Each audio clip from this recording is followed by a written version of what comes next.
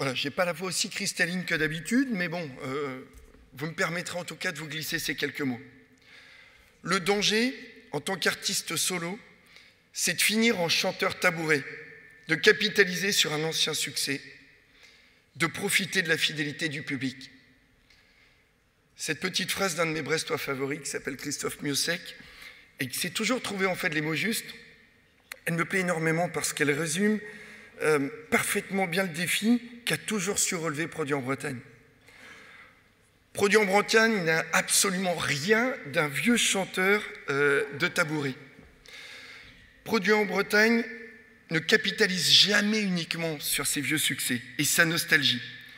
C'est une marque d'avant-garde lorsqu'elle s'est créée il y a 30 ans et encore aujourd'hui. C'est une marque qui a su sentir le monde qui bouge, humer une société en perpétuel mouvement, su s'adapter, se renouveler, se transformer, regarder devant en s'inspirant toujours de son histoire. Mais surtout, on a toujours su anticiper avec agilité et humilité pour garder ce coup d'avance. Produit en Bretagne fête aujourd'hui ses 30 ans et je suis fier de le fêter avec vous.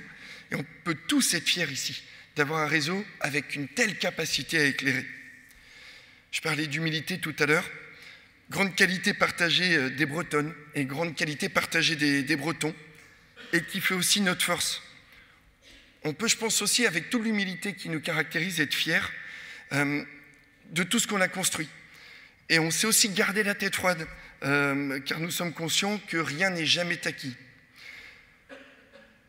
Toujours garder ce coup d'avance, cette Bretagne d'avance, comme nous l'ont montré les pères fondateurs. Ils venaient à l'époque, rappelez-vous, ils l'ont dit tout à l'heure, de l'agroalimentaire breton, ils venaient de la distribution. J'ai su aussi hier, avec Jean-Jacques, qu'ils venaient du transport, bien évidemment, et de toute une constellation d'environnement. Et ils se sont toujours battus pour une idée, l'achat local, l'emploi, la souveraineté alimentaire, la relocalisation, la réindustrialisation. Et j'en profite sincèrement pour les remercier pour ce qu'ils ont fait.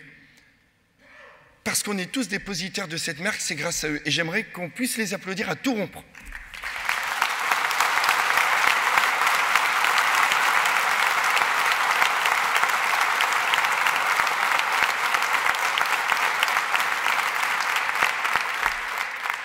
Parce qu'on a tous réussi à créer, ce que disait Xavier tout à l'heure, à être non pas 800, mais plutôt 1100. C'est parce que c'est une marque passion, comme disait Jean-Noël Capferrer. Voilà. Produit en Bretagne, c'est une marque d'avant-garde, je l'ai dit. C'est une marque, si je devais la décrire un tout petit peu, qui reste jeune et pleine de vitalité. C'est une marque hybride parce que c'est un réseau. Et c'est une marque de territoire. On est les seuls en France. C'est un format complètement inédit. C'est une marque bretonne, mais qui rayonne sur toute la France, plus de 2/3 de ventes en dehors de la Bretagne. C'est une marque qui est capable d'agir à court terme et comme vous l'avez vu avec le projet qu'on est en train d'échafauder, de regarder loin devant pour amorcer ces transitions. On en est fiers, on a entendu beaucoup ce mot-là tout à l'heure, mais il n'est pas galvaudé chez nous. C'est une marque qui est collective, c'est une marque qui est solidaire, c'est une marque qui est ouverte sur le monde. Et ça, je m'en porte garant. Et ouverte sur les autres, avec les liens et les actions qu'on est en train de mettre en place avec toutes nos autres parties prenantes, avec les collectivités et avec les réseaux. C'est une marque qui est efficace. Vous avez vu les chiffres, vous avez vu quand on met des actions commerciales, quand on fait du commerce, on est efficace. Et je pense qu'il faut garder cette efficacité. Ça nous rend tous plus robustes, plus forts, plus résilients. Pour faire simple, c'est un réseau éclaireur qui n'a jamais oublié son histoire pour inventer son futur. Et c'est aussi notre clairvoyance, notre enthousiasme, notre audace qui font la pérennité de ce réseau et de cette marque. Avec le recul, nous avons régulièrement su sentir que nous devions mettre comme ingrédient, comme énergie pour maintenir, voire pour renforcer la confiance de tous nos consommateurs et des clients. Et j'insiste beaucoup depuis tout à l'heure sur cette notion de confiance.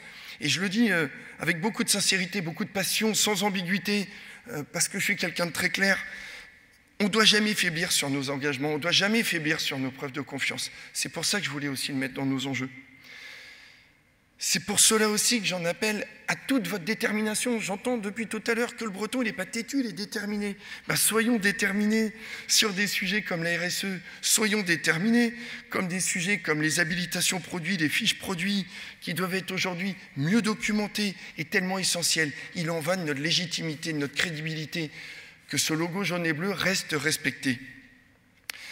Comme je le disais tout à l'heure, nous sommes dépositaires d'un trésor avec la marque de produits en Bretagne. On ne l'oublie jamais. Nous sommes des relayeurs.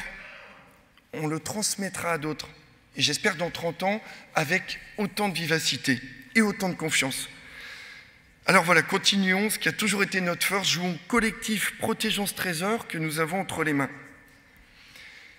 Il y a un an, j'ai aussi émis le vœu, émis le souhait qu'on voit à l'extérieur de la Bretagne à quel point la Bretagne est innovante. Et je vous le dis concrètement, dans toute cette belle hétérogénéité, toute cette Bretagne éclectique, je suis très heureux de l'ensemble des démonstrations, des illustrations qu'on a pu montrer aujourd'hui. On réduit trop souvent l'innovation à la technologie. Elle est sociale, elle est sociétale, elle est culturelle, elle est presque psychologique, elle est solidaire. Et ça, j'ai trouvé ça magnifique dans tout ce qu'on a vu.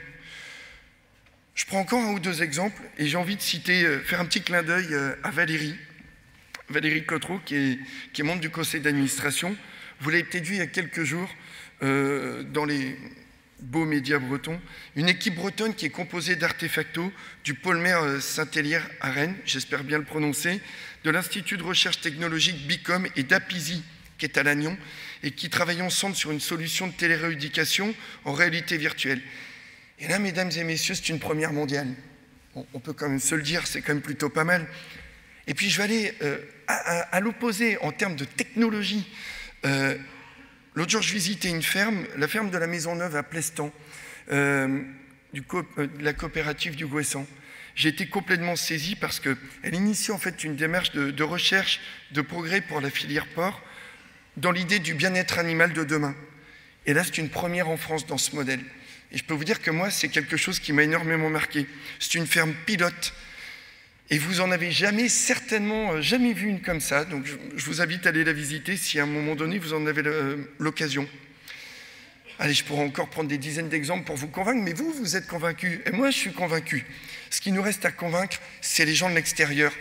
C'est les jeunes qui parfois quittent la Bretagne pour se dire « je vais aller chercher mieux ailleurs, je vais aller me faire une super expérience parce qu'à Lille, parce qu'à Lyon, parce qu'à Paris, ça bouge. Mais chez nous, ça bouge autant. » Et puis ils vont aller en Californie, mais chez nous, ça bouge autant. Bon, on a inventé le locavorisme 12 ans avant San Francisco, on peut quand même le dire. Voilà, notre singularité géographique, on l'entend depuis tout à l'heure, notre péninsule au début du monde, au début de l'Europe, c'est ça qui a fait ce que nous sommes aujourd'hui, c'est ça qui a fait qu'on ose, qu'on teste, qu'on n'attend pas que ça vienne d'ailleurs. Et tout ça, il faut le fertiliser. Et ce que je souhaite, moi, avec toute cette solidarité, cette capacité à faire ensemble, etc., c'est pas juste aller à l'extérieur pour dire « regardez-nous, nous, Bretons, on est beaux, on est innovants, etc. » Non, j'ai toujours dans l'idée qu'on a une raison d'être. C'est l'emploi, c'est l'attractivité des compétences. Vous cherchez des collaborateurs, vous cherchez des compétences.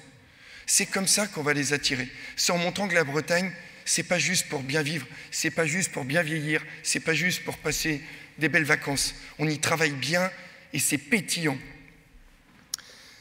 Pour finir, parlons d'ouverture. Parce que j'ai aussi conscience, à mesure que l'association grandit, que toute cette belle flopée, cette belle constellation de sujets qui touchent Produits en Bretagne et tous ses adhérents, elle est gigantesque. Tous les exemples que vous avez vus tout à l'heure nous dépassent pour un certain nombre d'entre eux. Et j'aime à le rappeler assez régulièrement, je n'ai pas de baguette magique et je vais même vous faire une petite confidence, j'ai jamais lu Harry Potter, donc j'ai même pas les codes de base en fait. Donc on a le devoir de choisir raisonnablement, parce que nous avons aussi le devoir de choisir. On a le devoir de faire moins mais mieux. À chaque fois, on vient me voir en disant qu'on peut tout solutionner. C'est pas vrai, il faut être franc. On doit répondre présent par contre sur les sujets à enjeu de la Bretagne et de nos adhérents. Encore une fois, en étant raccord avec notre raison d'être et avec notre vision. C'est pour cela aussi que notre diversité, c'est une richesse. Notre transversalité, c'est une richesse. Et tout ça, c'est le cap à tenir. C'est aussi pour ça qu'on a initié une première rencontre, j'en suis plutôt assez fier, même si j'en ai pas forcément eu l'idée. En tout cas, Produits en Bretagne l'a impulsé, où on a fait une rencontre, ce qu'on peut appeler nous maintenant le collectif des réseaux bretons, au mois de janvier, pour se mettre en marche avant, ensemble, sur des sujets qui nous animent collectivement. Ils ont tous ces réseaux, ensemble, une réflexion sur la RSE. Tous ont des réflexions autour de l'énergie, tous ont des réflexions autour de l'emploi. On y va ensemble, on aura beaucoup plus de force à y aller ensemble.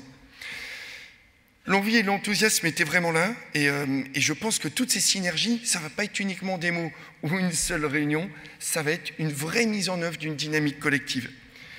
Je crois aussi, si vous voulez bien, parce que c'est dans ma nature, c'est ancré en moi, je ne peux pas faire autrement, qu'on n'a jamais construit le monde avec du pessimisme, mais plutôt avec de l'optimisme, et aussi avec du réalisme, mais de l'optimisme. Il faut que ça pétille. Je pense que toute cette matinée c'en est une bonne illustration. Et j'espère aujourd'hui que vous ressortez avec des batteries regonflées à bloc. Et comme nous, que vous avez envie de relever les défis, même les plus fous, et même à nos côtés. Alors merci sincèrement pour votre écoute, et passez surtout un très bel anniversaire des 30 ans de Produits en Bretagne.